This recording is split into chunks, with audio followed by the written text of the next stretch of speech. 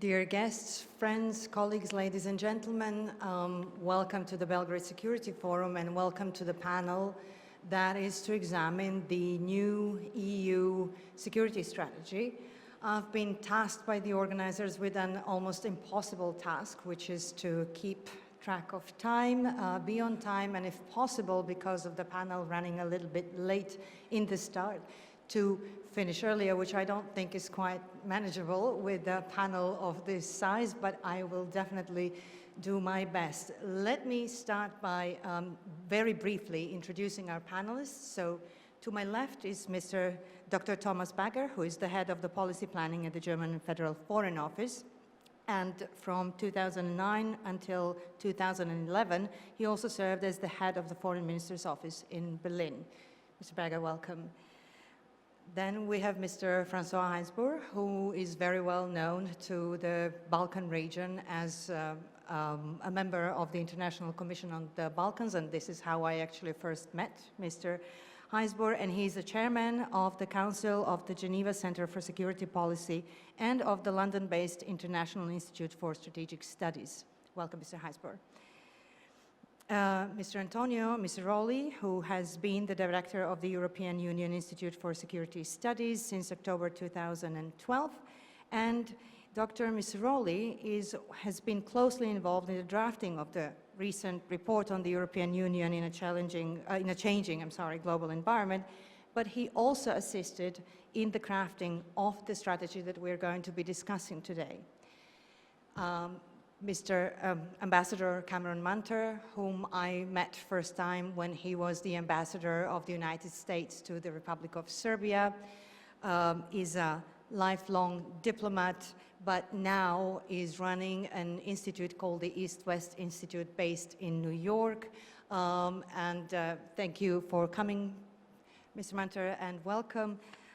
Then Mr. Bruno Massage, who is a non-resident associate at the Carnegie Europe, and his research focuses on the EU integration and foreign policy, trade policy, and broader globalization trends. Mr. Massage was the junior minister for Europe in the Portuguese government from July 2013 until November of 2015. And last but not least is Mr. Richard Whitman, Professor Whitman, who is currently a senior fellow for the ESRC's UK in Changing Europe program and director of the Global Europe Center and professor of politics and international relations at the University of Kent. I am Gordana Delic, and I am the director of the Balkan Trust for Democracy, which has been the project of the German Marshall Fund of the United States since 2003 here in the Balkans, a regional office whose mission is to support the countries of the Balkans and now in particular of the Western Balkans on their path towards the European and Euro-Atlantic integration. Now, the duty that we have today is to discuss the most recent and new EU security strategy. Looking back when the first strategy was written in 2003, it was written with so much enthusiasm, it was written with so much enlightenment, with high hopes for the future. In between then and now, many things have happened. So the first enlargement of 2004, the second enlargement of 2007, the third enlargement of 2013, the financial crisis, the migration crisis, all sorts of things happened and have changed dramatically where we are today and have urged and called for drafting and crafting of a new security strategy for Europe. It is also important to mention that the first strategy was crafted by 15 EU member states, unlike the second one by 28 minus 1.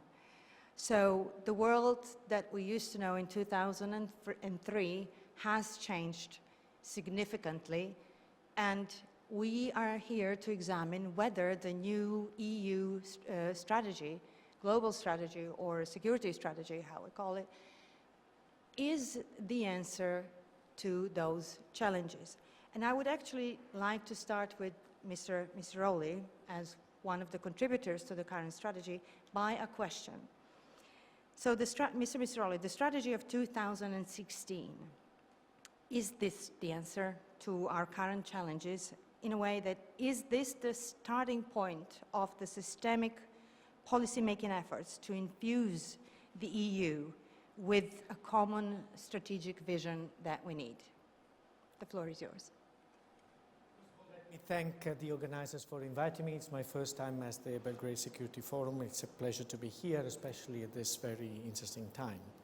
Your question is very well founded, and my quick answer would be it is more a point of departure than a point of arrival, and it is the beginning of a more dynamic process. I think it is unthinkable at this stage to have a strategy that would stay in place for 13 years, as the old security strategy did.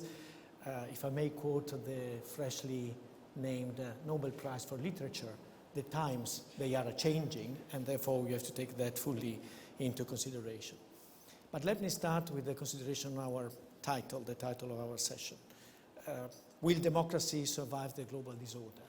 I would add liberal to democracy, because of course many things are happening all around us in Europe and beyond, and as you know all too well, the notion and the practice of illiberal democracies is gaining ground.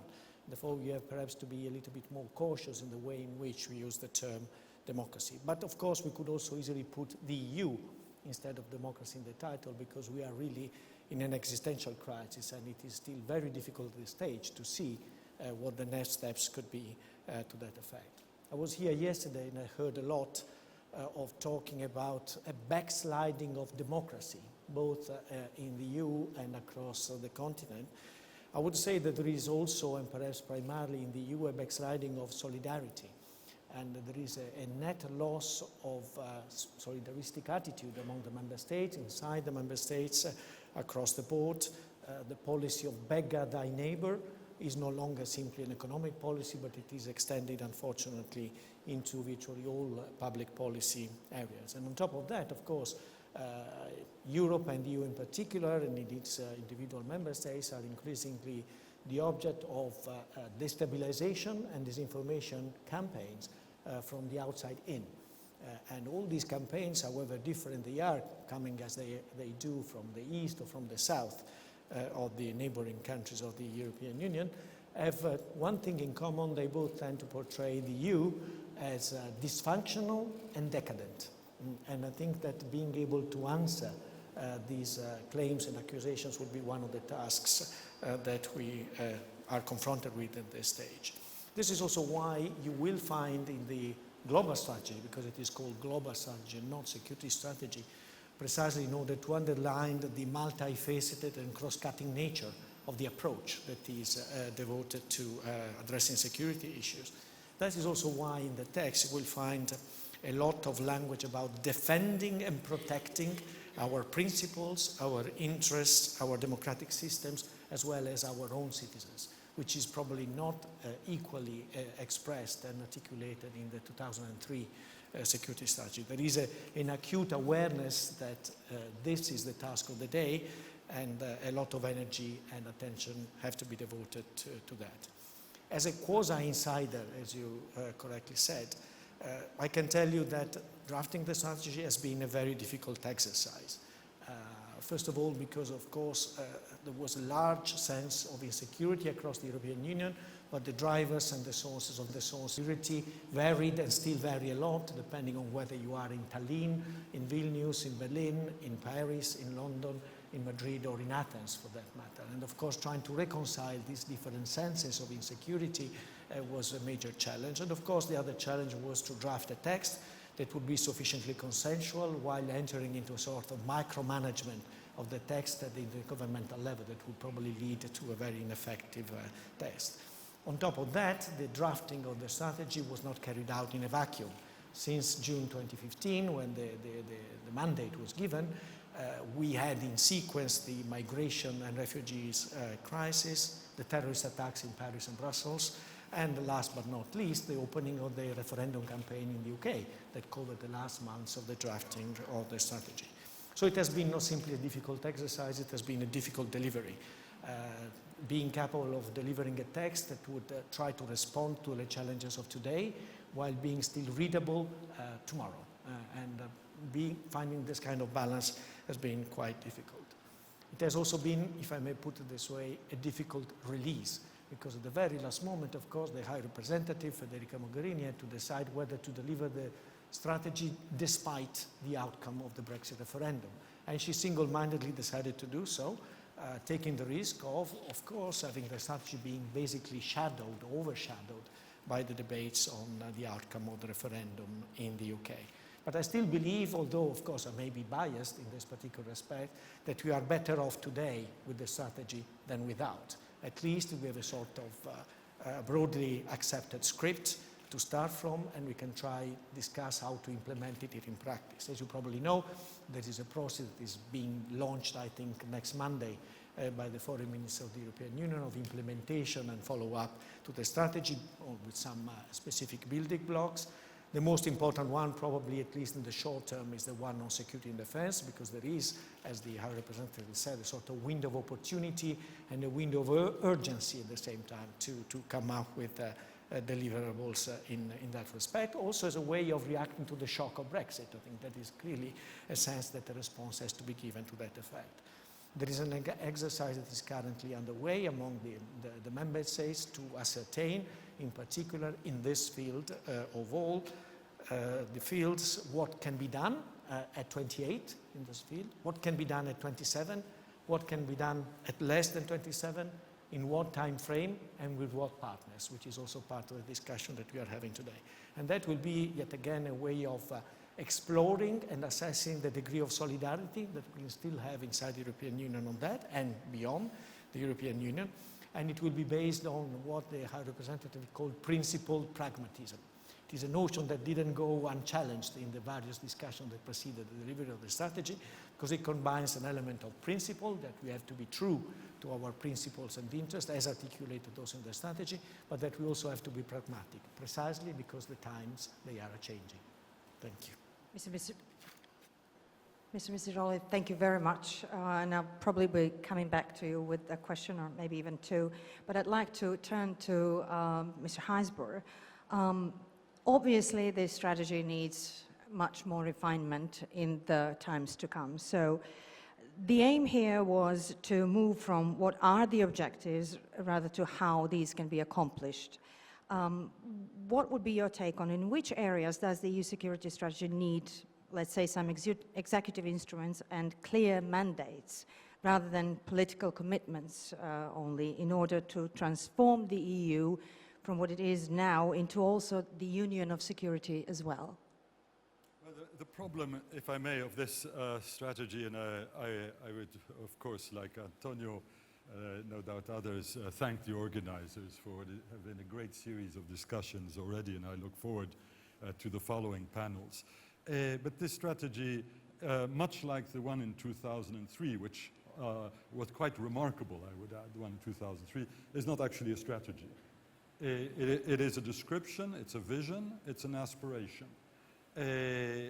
Strategy is one word too far.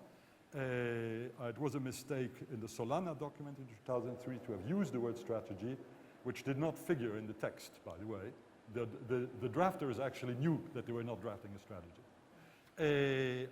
This time around we have a problem. So my take is the following. First of all, there is a basic unseriousness in drafting a text when you don't know whether you are going to have in the European Union a major member or not. The date of the referendum was not a secret. And Antonio managed at one stage to do something which very few people have succeeded in doing, that is to make me silent. Because he sent me a letter saying, would you like to comment on the draft? And I wrote back saying, no, I cannot, because there is a referendum on the 23rd of June. And I think that it is sort of complicated to do a strategy when you don't know if one of your major members is a member of the European Union or not.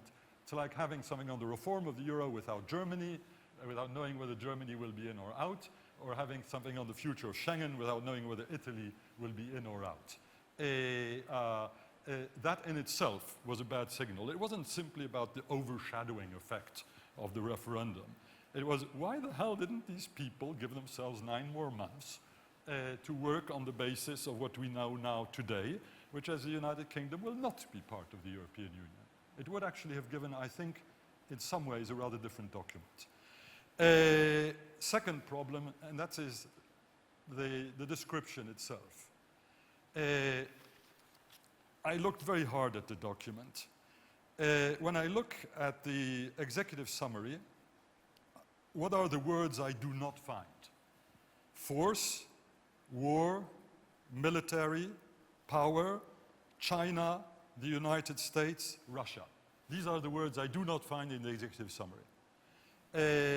I do find the words Libya, the Balkans, Central Asia, North and Central Africa, Syria, the Middle East, Turkey, as well as peace, peace building, etc. And root causes, of course, root causes, always root causes. That was not a good beginning. And then in the 51 pages of the document as a whole, the word peace is used, peace, peace building, 31 times. It's a beautiful aspiration. I didn't count the number of root causes, but I guess that the guy who invented the form of words, if he has a copyright, must be getting quite rich because it is practically on every other page. War is there twice. Military is there 3 times. Power, the word power, is there 3 times. And the word force is there never. This is sort of weird. And as for China, Russia, and the United States, each one of these 3 great powers has a walk-on part of 2 pages, which is fine. These are the best drafted parts of the document, I would add. The part on Russia, for example, is quite excellent. But these are literally walk-on parts. There is no feeling of what are the challenges of what makes the world the way it is today. There is a feeling for the contested, violent, conflict-ridden nature of the world. That comes across quite well. But there is no sense of the interplay between the old powers, including Europe, and the new or newly re-arisen powers with whom we have to deal with in Aleppo or in other places in the real world. This is very, very troubling. Now, I sound negative, so I'll end with the good news. The good news is that the European Union is actually a lot better at the prose of doing things than at the poetry of drafting strategies. Enlargement has been an enormous strategic victory. Awesome. And even if it is slowed down, you heard the prime ministers this morning of Albania and Serbia, who were showing how their countries were being modernized and transformed by the mere process of enlargement. This is good. And with the support of member states, I think of the Berlin process in particular, if the EU survives, I think enlargement will survive with it. The real question is whether we are threatened with extinction or not. That remains to be seen. I think that we will survive. I certainly hope that we will survive. But the forces which have been unleashed with Brexit and in the aftermath of Brexit, the forces of populism, and not only in the poor countries. Populism is the strongest in the countries where globalization is the most deep, the most wrenching. The United States with Mr. Trump, Brexit, United Kingdom. These are the most globalized societies. But the problems that we have with the pushback by our public opinions against the disruptions of globalization in terms of identity politics, in terms of déclassement, these forces are very powerful, and we will be sorely pressed over the next few years to keep the show on the road. But we have to keep it on the road because if we disintegrate, then we know that the past is unfortunately a good guide as to what the future would then look like. Thank you. Mr. Heisberg, thank you very much. And thank you for ending on a positive note, so to say. Before we sail off as well to a global world, I'd like us to stay a little more in Europe and ask Mr. Bagger several things. Well, one of the basic questions is, how can the EU guarantee the security of its citizens? But in a sense, does the EU have sufficient tools and instruments to provide security within its borders? And Mr. Heisberg mentioned something that I would also like to ask you. Obviously, third countries have their expectations from the EU when it comes to the security strategy. What would they be? How do you see the current situation? Well, I think, it's not hard to imagine that the strategy would have looked different if François had written it. But you didn't. And I do have a somewhat more positive reading of what has been produced if you think about what it is actually there for. I mean, the expectation that you're talking about is very widespread within Europe. And it's always that the EU could be the somehow magically unified actor in foreign and security policy. And many people believe that there is sort of an institutional fix. You change something in the setup, and then you suddenly have a forceful unified actor. And I would argue that that's simply not how it works in foreign and security policy, which goes very deep into our societies, our histories, our traditions, our different exposure to different threats and challenges. So one of the ways to address that is to actually have a conversation on those threats and challenges and how we want to deal with them. And that to me is what the strategy has done, and they've organized it quite well as a broad conversation. In that, it is only a snapshot of a very quickly changing world. And the real question is, how do we translate that into action, or what you would accept as a strategy where you combine ends and means and not just sort of analysis and aspirations. And I think you have a point there.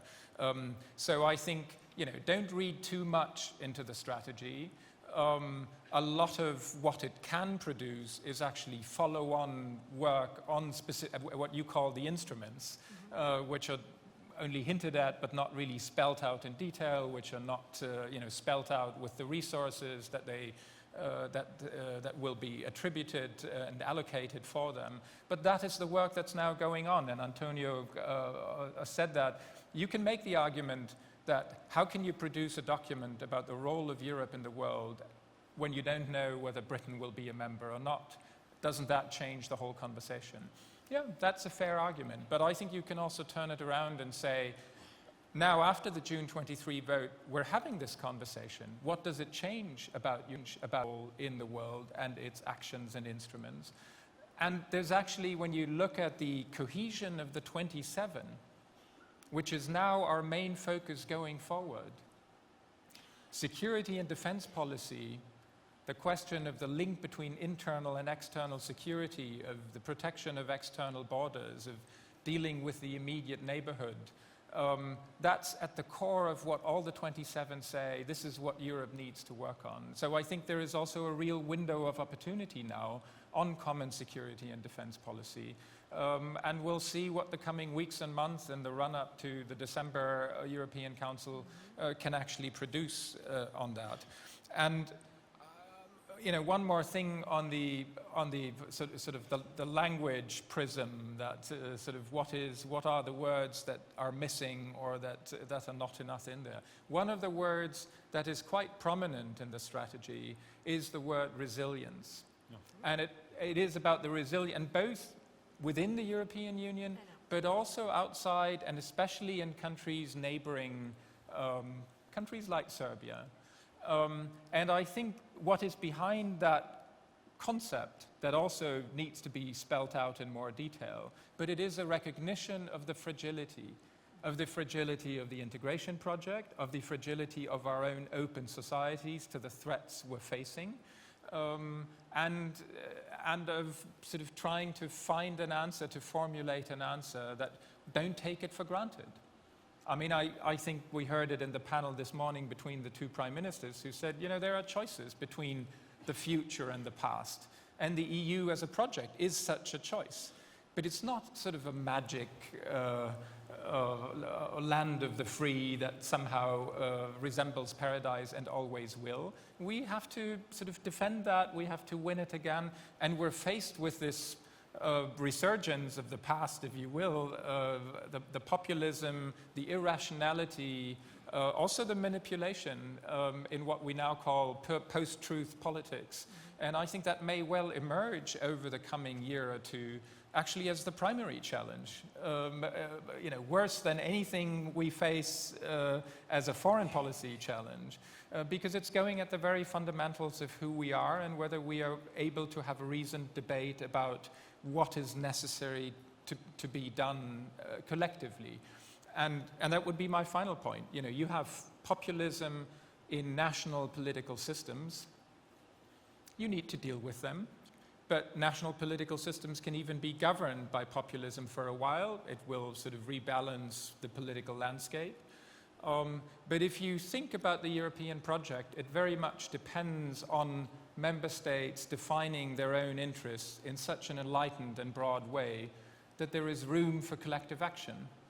If you take that away, the EU is in real trouble. And I think in that respect, the strategy has done quite a good job in sort of broadening the security debate of many member states that have different perspectives, sometimes rather narrow security perspectives, to see that as a union overall, we're actually challenged in our neighborhood, we're challenged at home, and we're challenged globally. We can't simply retreat as a regional actor. There are issues, whether that's cyber, whether that's the rise of China, where we need to have a global perspective on that. And I think it does that quite well, actually.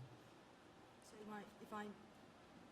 if I may just slightly more dwell on this, basically the vagueness, if you want to call it that way, of the strategies, also its good side in a way, because it allows for a much broader debate.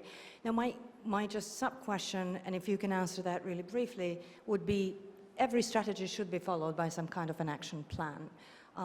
And I would like to express my hope here that an action plan to the strategy that we are discussing here today would be done in a collaborative process or consultative process, but not only within the EU member states, but broader. Do you see that happening in the future, in the times that are just ahead of us?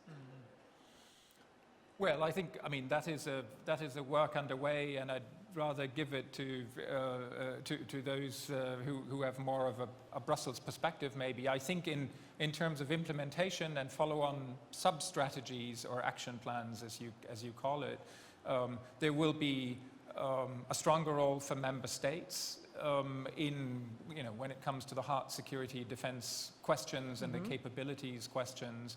But there will also be work on civilian crisis management. There will be work on spelling out the resilience elements of the strategy. I can very well imagine that you broaden that consultation, particularly on that resilience question. I've learned in my talks in Belgrade how this capital, this government looks at the strategy as sort of a point of departure for its own reflection of its own role in the region and vis-a-vis Europe, which I think is to me was a good reminder that this is not just about a consensus of the 27 or 28. It actually has repercussions for others as well. I don't have an answer to your very specific question, will Belgrade be part of a formal conversation on aspect X or Y or Z of this? But I mean, that's certainly one of the points that I take home from my talks here in Belgrade, that there is this expectation and there is this interest and the sense that you're really linked to that process that we're trying to drive forward. Thank you very much. I was going to go to Ambassador Munter, but I'm going to change a little bit because you have mentioned resilience, and I would actually like to go to Mr. Bruno Massage because he's been studying globalization, and I have recently attended a workshop where Ivan Krastev, one of the men and thinkers that I totally adore, said that what we currently are dealing in Europe with is the backsliding, basically, of globalization in terms of, and he says that We have learned by now and thought that the interdependence was one of the main sources, basically, of security. But we have also seen that this interdependence is a great source of insecurity as well. So, Mr. Masaj, since you've been studying globalization and trends in Europe and elsewhere, what would you say, briefly, is necessary in order to build up this resilience, not only among the member states, countries in European Union, but also in regions like where we are right now? Thanks. It's a pleasure to be here. I want to thank the organizers for the invitation. I'll get to your question, but let me just, for 1 or 2 minutes, say something about the strategy and some of the points that were raised already. I also think it was a mistake to release the strategy on the day after the referendum without any substantive changes. The only changes that were introduced were to remove those passages where the text spoke of 28 member states and things of that sort. I think this is a mistake because the message it sends is that the strategy lives at such a level of abstraction that it is not affected by the fact that one of the most significant, perhaps the most significant member state when it comes to security and foreign policy has just left the Union. So I think that's the wrong message to send. We should have postponed it, and we should have a strategy that actually had a few pages dealing with Brexit and the consequences for security and foreign policy. Hopefully, sending the message that we will try to keep things as close to what they were as possible in those two areas. They were not part of the referendum campaign, so there's no reason to change them. I think the strategy could have made this point in a very political way and be part of the Brexit debate. So that was a mistake, but I disagree with Francois that it is, in the end, a disappointing document. I don't think. I think it's a really good document. It's substantive. It's not a magic document. What it does is to influence and steer processes that are ongoing in new directions, and I think it does that. One of the areas where it does that is this word and this concept of resilience. We all know where this comes from a certain sense that European foreign and security policy was too naive and too value-based, if I may say so. Our political tradition is based on two different legacies. Let's call it the legacy of Locke and the legacy of Hobbes. On the one hand, human rights, democracy.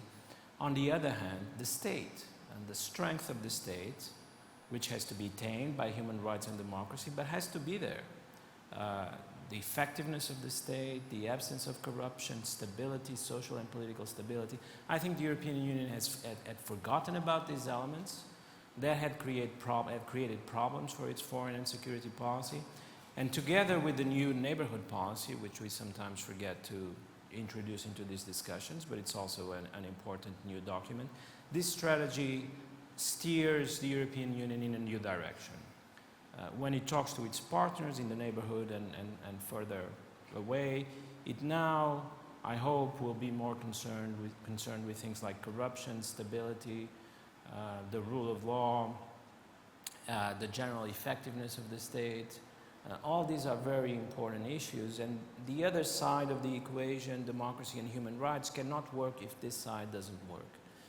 So I hope to see some changes here, and resilience is a very nice word, and I congratulate the people. I think I know who came up with the word. I congratulate the people that came up with the word because it sort of introduces this change in a very subtle way. We don't want to talk about stability because that would scare all the nice gentlemen and ladies at the European Parliament who would not like to see stability come to the forefront of such a document. Resilience is much better because it introduces the idea of stability while also appealing to change and reform. So when you talk about some of the regimes in our neighborhood, there are in some cases controlled by powerful families and oligarchies. Resilience is much better because it doesn't give the impression that we are supporting these static structures as they exist. At the same time, we are supporting some form of social and political stability, and that should be recognized. When it comes to globalization, I'll finish with that, sort of the core of your question.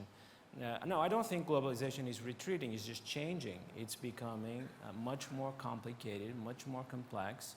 It's no longer Western globalization. We now have a number of different globalizations. On the one hand, fighting each other. On the other hand, integrating with each other. We have growing interdependency, but we also have political states that use that interdependency to increase their power, that weaponize interdependency, that try to weaken their neighbors through these ties of interdependency. And we basically now have, contrary to what most people think, countries like China, where I spent most of the last 3 months, embracing globalization, embracing universal political values. It just so happens that they are not our universal political values and that their globalization is not our globalization. But if you try to insert yourself in the Chinese political tradition, you see that what is happening in China is a sort of a move towards more abstract, more universal political values and a move towards globalization. What will be the result? I think it will be a very interdependent world, but also very competitive, because these different models of globalization are clashing against each other. What should the European Union do? I'll finish with this. It has to embrace this element of competition. I think this is what is missing from the strategy, and also why it doesn't deserve the name strategy. It's missing this element that we are actually competing against other visions of the global order. Perhaps this is not the sort of thing you want to say in a public document, but the problem is this is not even said in private. I think the European Union needs to become more aware that it is a more competitive world. From the moment when it started to be a less Western world, it became a more competitive world. There's no other way to think about globalization in our time. Thank you so much for the very insightful and informative answer. And in the light of globalization, I'd like to turn to Ambassador Munter. Well, we've heard that the strategy, I'll continue calling it strategy for the sake of this panel, must fulfill many important requirements. One of them is to place the relations between the EU and the US on a new footing. So how to do that and what is needed? Ambassador Munter, can you talk about how do you see the future of the EU and the US relations, like in bilateral dimension? What about the shared ideas, goals, and what about the international order and relations to other actors? Well, thank you so much, and it's a pleasure to be back in Belgrade always. And to the organizers, thank you. And to be on this panel, to hear so many ideas, there are so many answers and approaches that compete after hearing what people have said, that I'll just try to dwell on a few.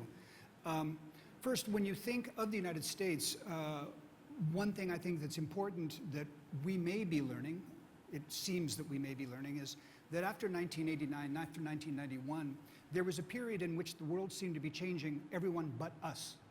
That is, the perception of the United States, at least in governing circles, seemed to be that as the transformations took place at the end of the Cold War, it was simply an affirmation in some way of the world that America wanted to see.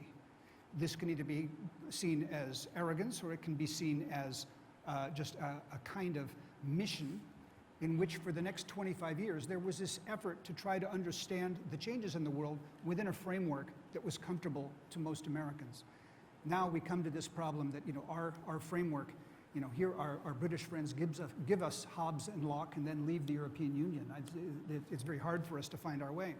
But what's happening now in the United States, I would argue, is that finally things have caught up with us.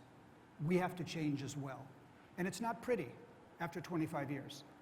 The reasons that the old characteristics that we have, the tendency in American foreign policy to use words like force, to use the military, to look at intelligence as the leading edge of the way we think of strategy, is now being challenged in certain ways by candidates like Donald Trump and by the movements that he represents. And so the first thing I would just say is you're dealing with a different United States, really, in a structural sense, for the first time. And this will make your task harder. Another observation I made is I looked at my colleague and there was a nifty book. Can you show me this book? This book is called Strategy Matters, EU Key Documents 2015-2016. Here is the strategy. I have never in my 30-year career as an American diplomat seen the Americans make anything like this. We don't operate this way.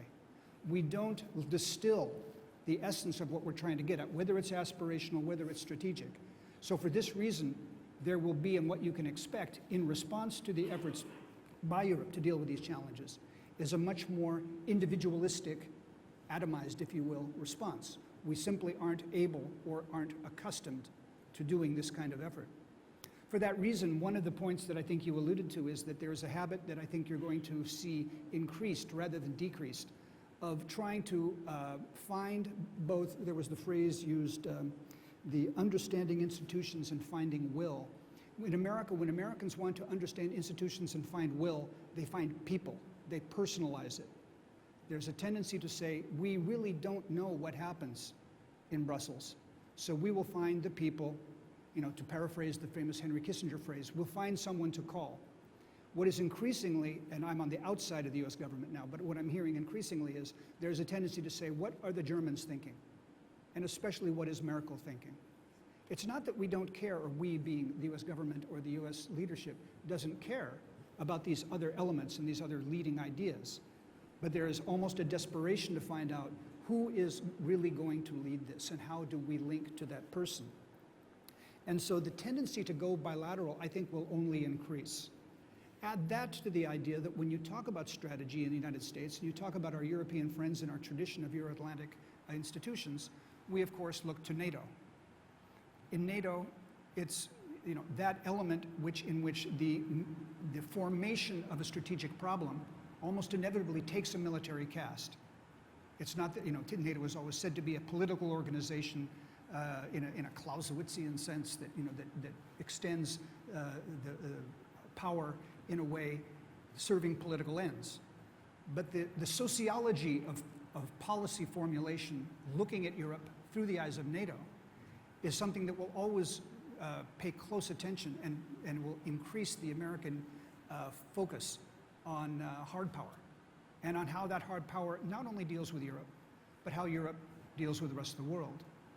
When I was still a diplomat, we found an extraordinary feeling that you're familiar with. Is as of around 2005, people dusted off their hands with the Lisbon and with the expansions and said, Europe is over, Europe is now a partner, Europe is not a problem.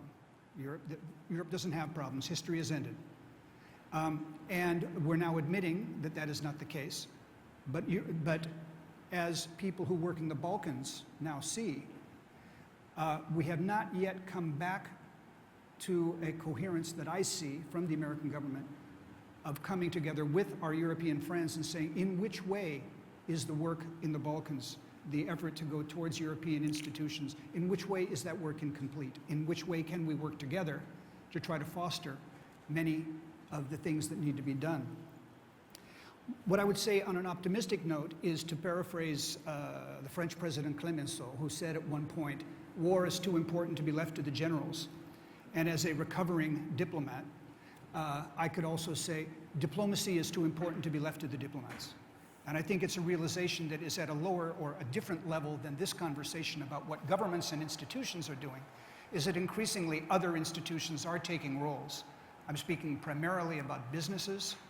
I like to think in modest ways organizations like my own and their partners here in Europe and elsewhere are taking a role.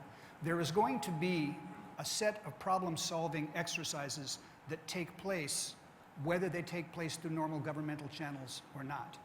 And I think it would be wise, in as much as we strive to come up with strategic guidance that's coherent to the Americans, coherent to the Europeans, and looking at global issues, to make sure that we don't keep the rest of what is strong about us out of that picture. It becomes institutionally much more difficult.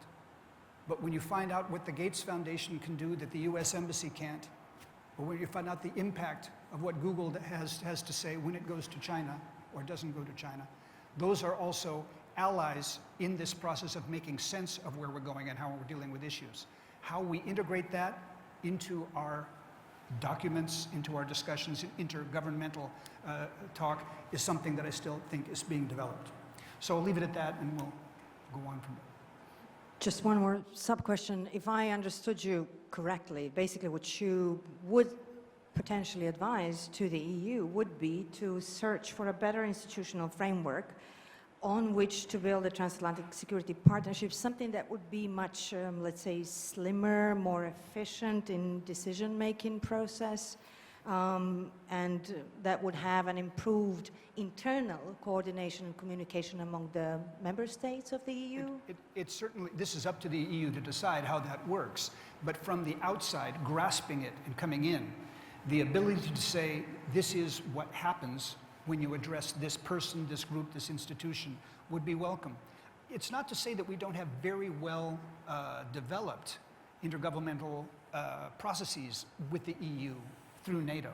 It's just that at this point, I think the tendency to personalize, the tendency to look for someone who then says, this is the way it's going to go, has been increased because of our own internal adjustments to globalization, if you will, or to changes. And so in as much as Europe can become more transparent, as it always wants to be, the easier it's going to be for Americans both to latch onto it and to support it. Thank you very much. And our last panelist that I have been saving is Professor Whitman, and obviously the inevitable question of Brexit, where most, well, part of the panel agreed that it was a mistake, basically, to put the strategy forward before Brexit was over. But Professor Whitman, for you, I've got a question, which is that, well, starting with a statement, the fact, for me at least, is that the EU, as we have known it thus far, without UK in it, is a different Europe. So, is a different European Union. So the EU lost not only one of its core members, but also one of the only two, correct me if I'm wrong, members that were willing to use the hard power within the EU.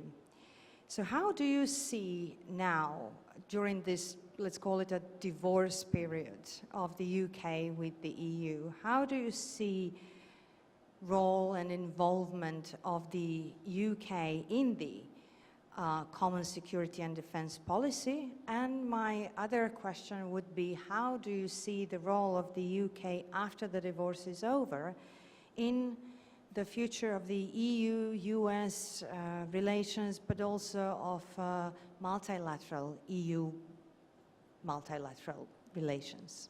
Thank you. Well, thank you very much for great questions, and thank you very much for the invitation. I'd like to have said it's really great to be away from the Brexit debate, but it seems that wherever you go, you can't escape it. I suppose the short answer to your question is, again, to borrow the words from our new Nobel laureate for literature, Bob Dylan, is blowing in the wind. I mean, we don't really know, what the UK wants in the near future, and it raises some profound questions, I think, for the EU.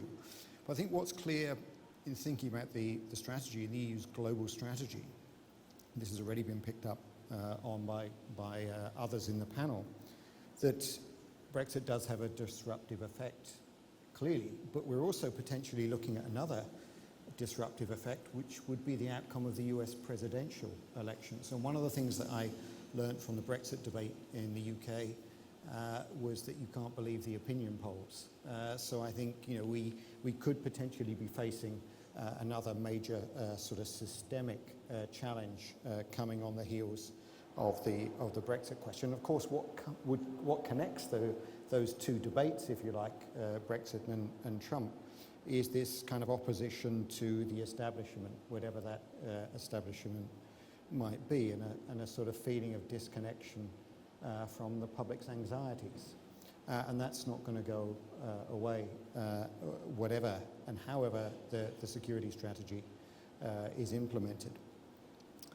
And I think, for me, the interesting question about the security strategy is whether the first test is already there in terms of resilience test, which is the UK exit. The UK is a challenge in terms of a moment of shock the result, but I think is also an enduring challenge, and I guess the EU itself hasn't yet worked out the order of consequential response. I think that's still to come, in part because the UK hasn't yet worked out what it actually wants from the EU, and we're working through that process at the moment.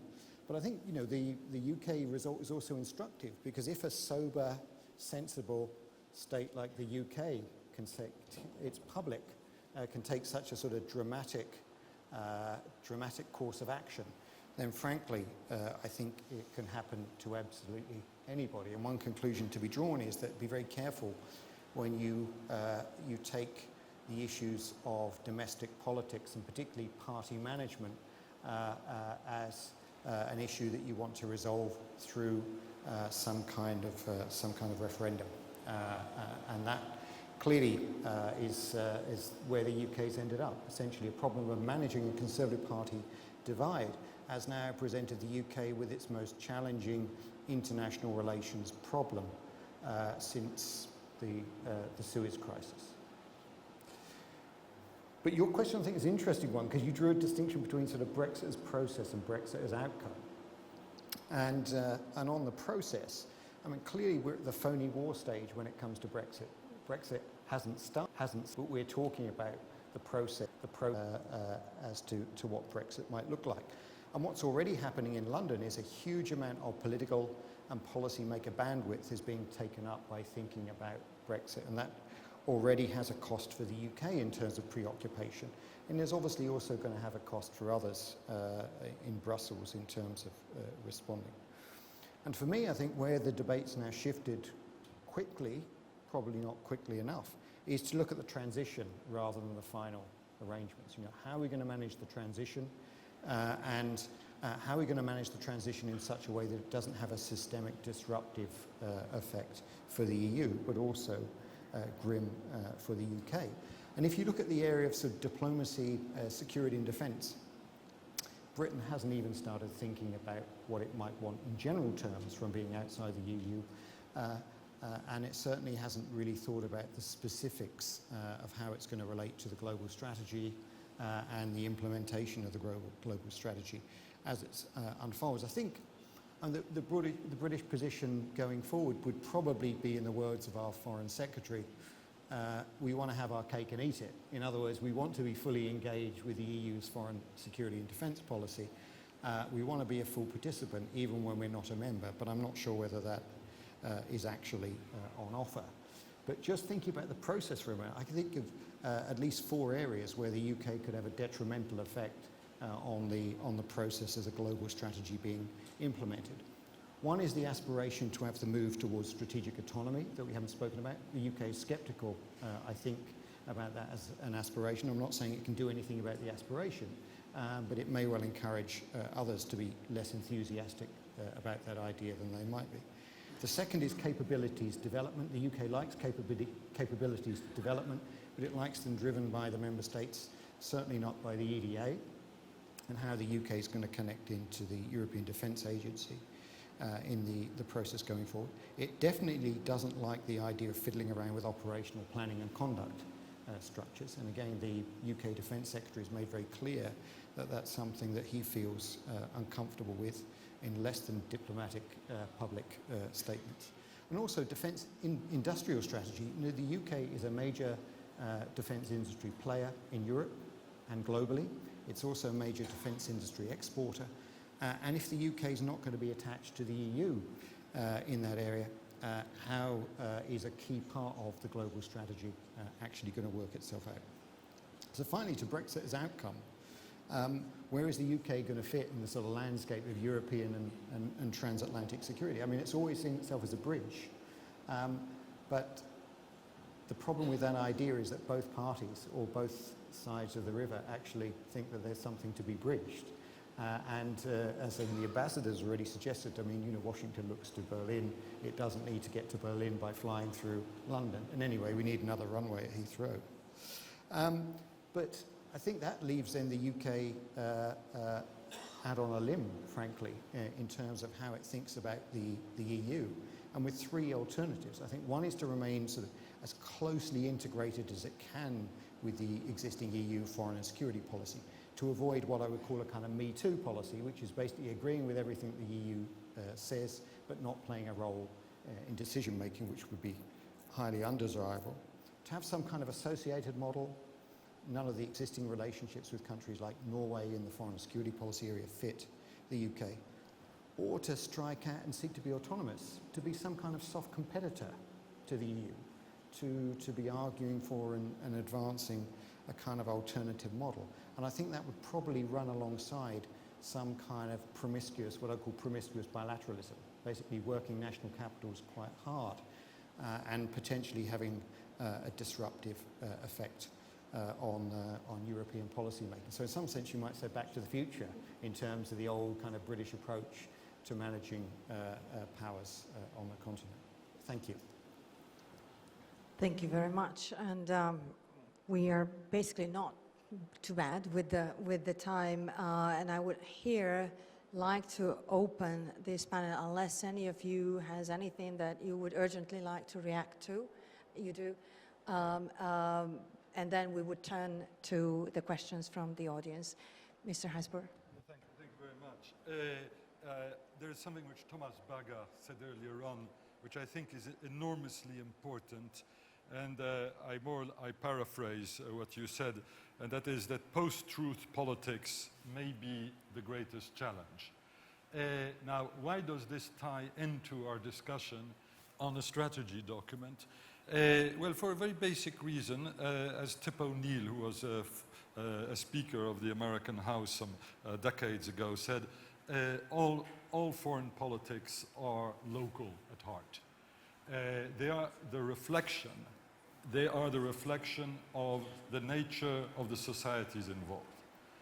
In the 19th century, when we had the Industrial Revolution, when we had what Karl Marx calls internationalization, a first paragraph of the Communist Manifesto, the forces which push back against the disruption of the Industrial Revolution tended to be internationalists themselves. Social democracy, as it was called then, with its socialist branch and its communist branch over the decades, but internationalist nonetheless. Today, the pushback against the disruptions of globalization is essentially about identity politics. It is not global in scope, it is nationalistic, it is ethnic, it is narrow-minded. It may not necessarily kill globalization. I would agree with the contention that globalization is not going to die. It takes a world war to do that, and even then it only works for a few years. But it may well be globalization with Chinese walls. And that also applies, by the way, to the European Union. If you come from Eritrea, try to go from France to the United Kingdom via Calais. That gives you a good sense of what the state of globalization is. Or if you're Mexican, you may have to face Mr. Trump's wall. And this, of course, has a direct bearing on our ability to produce anything which looks like a strategy. So I fear that over the next few years, we're going to have to simultaneously manage the fallout from Brexit. It's going to be very difficult, very fraught. Clearly, the current British government is going, for party political reasons of its own, going for hard Brexit on the one hand, and trying to cope one way or the other with post-truth politics, populism of the right on the other hand. That is going not only to cramp the style of our leaders, but it is also actually going to determine at the end of the day what our actual strategy, whether it's written or unwritten, will actually be. Well, seems to everybody, I guess, that we need a redefinition of practically everything. That's where we are. And Ambassador Manter would like to have an intervention. Because we're in Belgrade, I want to try to at least bring one element of this back to that which we're dealing with here in Serbia, which I think many have alluded to in the many topics that have been raised, which is inasmuch as the countries of the region are able, in their accession, if you will, or their movement towards Europe, to define themselves as problem solvers rather than problems. I mean, it just seems more and more crucial at all time to be able to say, at a time when Europe, Britain, even the United States, other countries of the West are asking questions of themselves, rather than doing what the model has been for the last 25 years, which is pleasing a set of, or fulfilling a set of achievements that you have to get, that actively attempting to get into this broader debate and to contribute to Europe's issues, discussions, debate would be the best advice. I would think, I would hope my colleagues would agree, not to sit passively and say, how am I going to game this? How am I going to deal with this crisis as I try to get to Europe? But take that wrenching step of actually taking part in these very messy debates so as to be seen as part of the solution. It is very unfortunate that Mr. Misroli has to leave us. We have started late. So would you like to add anything to the discussion? So, yes, I apologize, but the plane is waiting for me, and we are a little bit beyond the planned time, and I will have to leave. But I wanted just to react to a few things that have been said by the co-panelists. One is about the UK, the timing, and all that. Anecdotal evidence. In April, I think, Federica Mogherini received a phone call from Philip Hammond, who at that time was the Foreign Secretary, who basically asked her, listen, Federica, I understand that you have fixed the European Council on the 23rd of June, which unfortunately is the date when we are going to hold the referendum. Of course, the date of the 23rd of June for the European Council had been decided already November last year, and of course it was a typical case of fogging the channel, continent isolated, so a sort of reversal of realities. But then fortunately the summit was moved by a couple of days. And I have to say that the deal between Federica Mogherini and Donald Tusk was that in the event of a victory of the Remain campaign, that the strategy would be released. In the event of a victory of the Leave campaign, it would not. So it was Federica Mogherini who decided to go down that road. Now, I do see the objection that was raised in particular by Francois about the saliency of releasing a strategy without knowing whether a key member state and the core member states in foreign security and defense policy would be in. But at the same time, of course, still today, a few months after the vote, we still don't know what kind of Brexit we are going to get and when. And therefore, this is a conversation that is going to continue anyway. And I can tell you from inside that throughout the exercise, with the possible exception of a couple of red lines that were made very clear by London at the very beginning of the consultation, the UK has been very cooperative in the elaboration of the strategy, and even now it is much more cooperative in the implementation phase than other member states. And I think that is something that we probably have to emphasize, that there is a script that has been agreed by the UK as well. So it is even better to be able to start from that. The text was not affected much by the vote, but Federica Mogherini changed a few sentences where the saying was the European Union might or could into the European Union shall. That is what she did on the Saturday after the vote. And then she added a sort of introduction that was meant to dramatize a little bit the choice. As for the future, I still remain convinced, or at least I hope, that a little joke that David Cameron made apparently at the Warsaw summit of NATO at the beginning of July with his colleagues will prove true. He apparently said, listen guys, so far we have been in with a number of opt-outs. After Brexit, we'll be out with a number of opt-ins. You trust Mr. Cameron? Thank you very much, Mr. Misroli, and I think we will all understand if you need to leave right now. Thank you very much for coming to the panel, and with your allowance, I would like to turn it. We have about 15, maybe 20 minutes left to get questions from the audience. Are there any questions? Yes, please, and please do introduce yourself and also say to whom you are directing your question.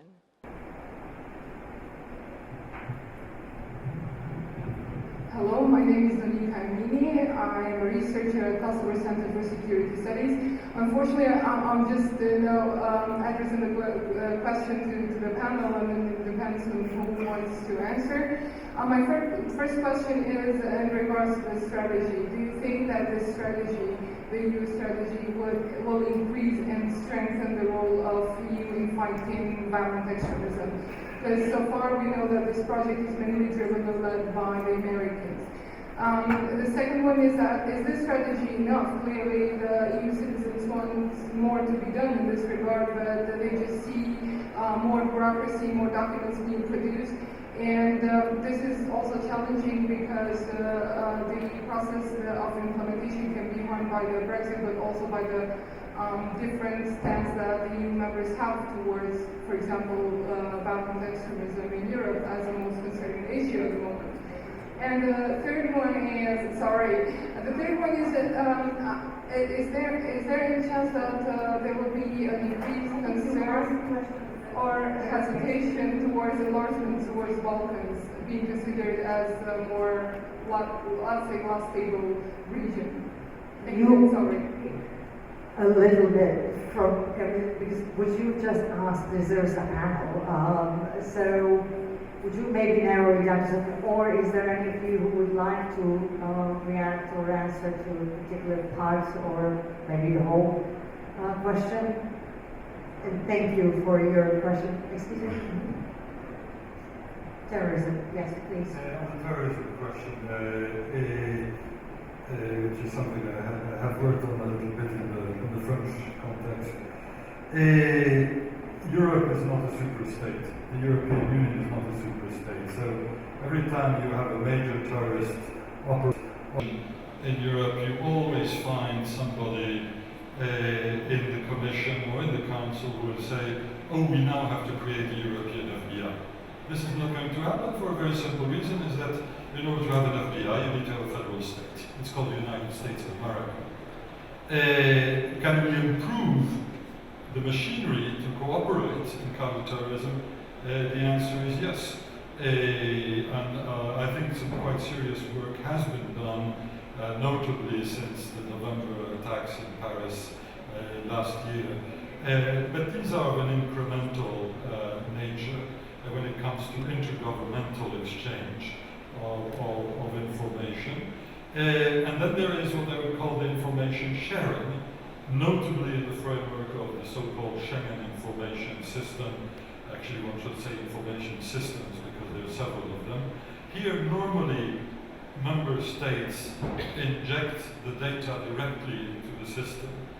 And so you could say, well, this is a European-wide, truly European venture for information sharing. Unfortunately, it doesn't really work that way because some states are much more willing and able to put data into the system than others who either because they simply don't have the information or because in domestic legal terms they are prevented from disseminating certain categories of information. You have an asymmetry in terms of what goes into the Schengen information system. I would add that this is one area where the British, despite not being in Schengen, because the British never were in Schengen, actually are part of the most information-rich segment of the Schengen information system. I hope they will keep being there in the framework of Brexit. These are areas in which it is normally quite possible to have ad hoc arrangements independently of whether one is or is not a member of the European Union. Thank you. Next one who wanted to react is Mr. Masaj. On enlargement, I think the text is very positive, very strong on enlargement. There was a series of texts after the changes in the institutions 2 years ago that were quite skeptical on enlargement. And I think this text, in fact, introduces a new tone, much more positive on enlargement. I think everyone would agree on this. And that's relevant because the text was not produced by Federica Mogherini. The text was the product of contributions from all the national capitals and was vetted by all the national capitals. I I believe, for example, that Germany, the night before it was released, was still trying to introduce some changes. So if all the member states agreed with this very positive message on enlargement, I think that's important, and that's a message for everyone inside the institutions, but also in the Western Balkans. The reason I think is not Federica Mogherini is very positive on enlargement, but that's not the main reason. The main reason is that the EU and member states have realized that they have to be engaged with the world outside the EU borders, the current EU borders.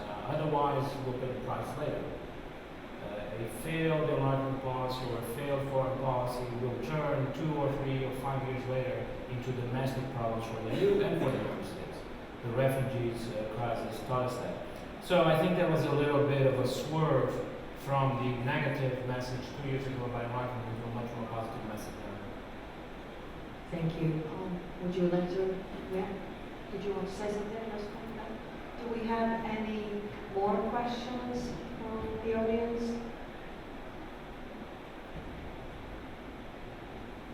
Yes, please. The gentleman right there.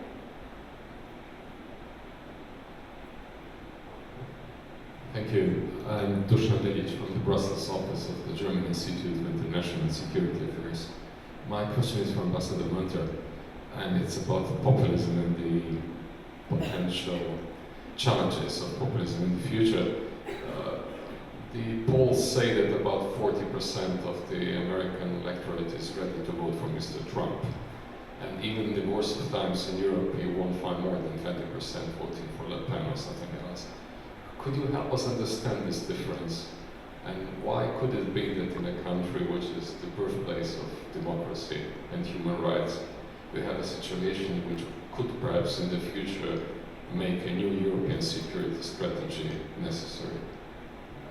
Thank you very much. And I tried as an American diplomat not to interfere in the internal affairs of the United States as much as I could. So my answer is by its nature tempered by the fact that I've spent a lot of time away from the United States and not there.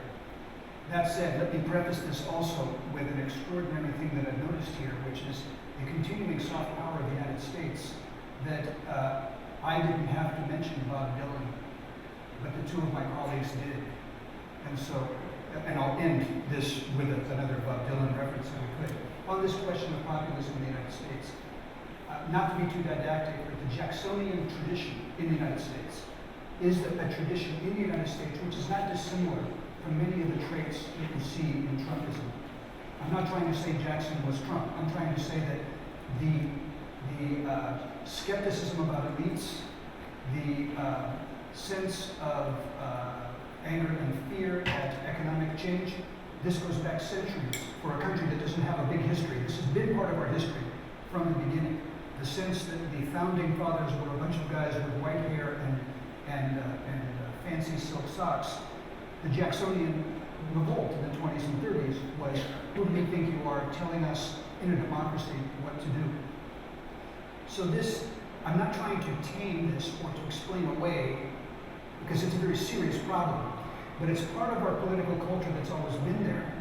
And the fact that you can say 40% in the United States, 20% in Europe, I think is something that's part of a much more complicated question about the political cultures of the countries in Europe and the traditions there, as opposed to the traditions in our country.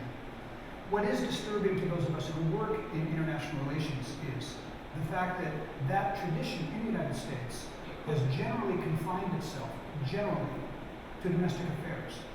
Those people who, in various elections in the 19th and 20th century, had elements of this kind of populism, almost always applied it to domestic affairs. In a globalized world, that's no longer possible. So that you get Trump speaking about foreign affairs in a way that doesn't follow the tradition of foreign policy elites talking about it, but expressing something that's always intuitively been there in this tradition. So I guess what I'm getting at is, I'm not trying to tell you don't worry. I'm not trying to tell you that this is something that's kind of always going to be absorbed by the US system.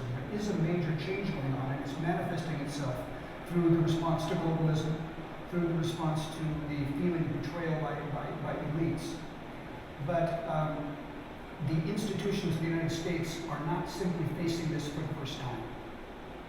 And so I do end on an optimistic note, thinking, first of all, that should he, it is not likely, I don't think, that he'll be elected, although he could, we saw it in Britain.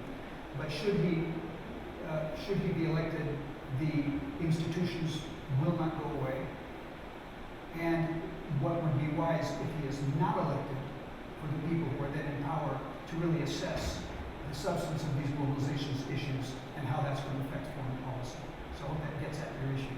Because the Bob Dylan quote that is most apropos here is, "You've got a lot of nerve to say you are my friend." The fact that that resonates and that it creates that feeling of the deficit of solidarity that others would appeal to is something that's deeply disturbing to people who represent the United States overseas. But the fact is it's there and we have to cope with it. Thank you, Ambassador Munter. Any further comments or questions from the audience? Yes, please.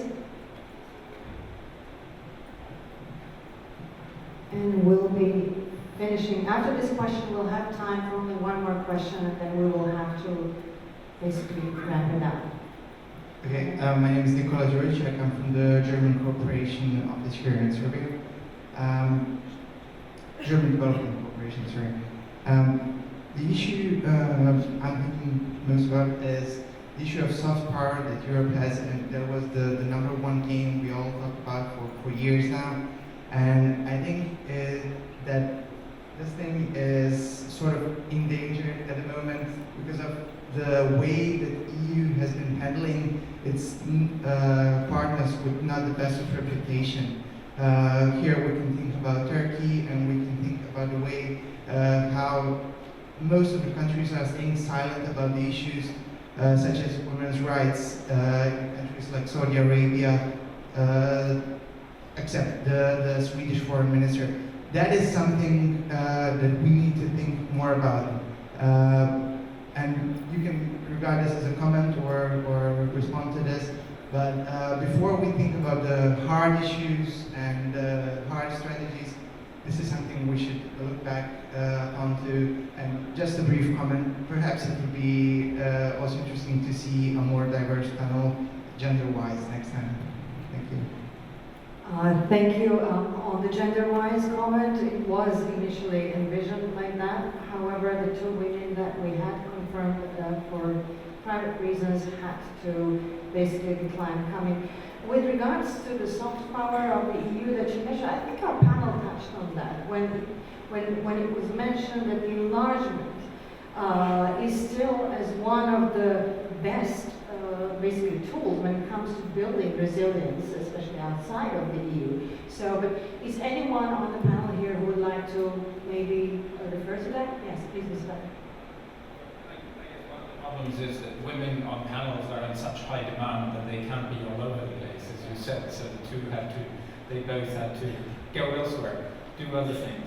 On the question of the soft power, I mean, I would turn your argument around with respect to the EU global strategy, and I would say what characterizes a lot of the analysis of the global strategy is actually a much more sober and in many ways much more realistic assessment of a much more challenging environment around the European Union. And what is behind that is a realization that actually it doesn't help us that much to say how we would like to see the world around us. We really have to think harder about where we can make a difference.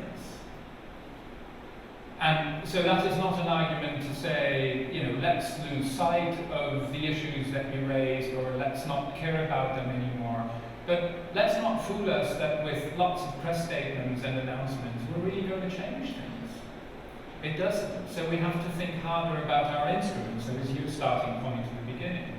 Where can we really make a difference that is important to us? And that is that's not an easy question to answer. But I think in that respect, the strategy to me is actually more to the point and asks the harder questions to the Europeans than it did in the past.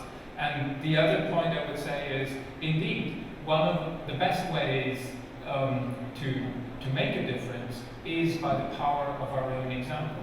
And it's exactly there where we are challenged by the rise of populism and other things. But when I look at the region here, I mean, what would sort of, how can we make a difference in Southeastern Europe, in the Western Balkans? I think more by the power of the EU's example than by, even though it's necessary, sort of having the EU as joined as possible foreign policy actor that can apply all kinds of instruments in the region. But both are important, but I would argue that the first one, sort of the power of attraction, the power of our own example, is actually the more critical one. But those would be the two comments I have. Leading by example. Any other question? And this is the last question that we take, and then we have to take a break. So please, thank you very much. Simonina Kazarska, European Policy Institute from Skopje. I have a question to the speaker, and although if any of the others would like to comment as well, you're welcome. We've heard a lot about reflection and what we've mentioned now in terms of leading by example. Now that possibly the shock of Brexit has passed, do you see any hint that Europe will engage in a more reflexive discussion with itself in terms of maybe to be better by example? And how much, whether any of you would see the Brexit as a possibility for dealing with some of the issues that have led to most of the phenomena that we discuss here, such as the rise of populism and so on, and maybe issues that were under the carpet for some time in some of the countries. So just on the positive note, if any of you see any side of such reflections happening in the EU on its own role, but also how it engages with the world. Thank you. Yes, please. Leading by example obviously raises the issue of moral credit, and we had at one moment this morning an expostulation by the Albanian Prime Minister who essentially made the point, we're being asked to do things which some of the member states do not apply to themselves. And unfortunately, he had a point. And given the evolution, the domestic evolution of some of the member states, the moral credit argument may play more and more negatively in the future. Because enlargement, of course, although it is highly desirable for the enlargement countries, and both prime ministers were quite clear about that, it also implies some real pain. Adjusting the acquis and the values associated with it is not easy. And when you have to convince people to do things they didn't used to do in the past, in terms of good governance, you will run into the moral credit issue. On how the EU will react. We have an uncertainty about the Italian referendum. We have an uncertainty about the Austrian presidential election. It happened about at the same time. We have an uncertainty about the Dutch election, about the French election, about the German election.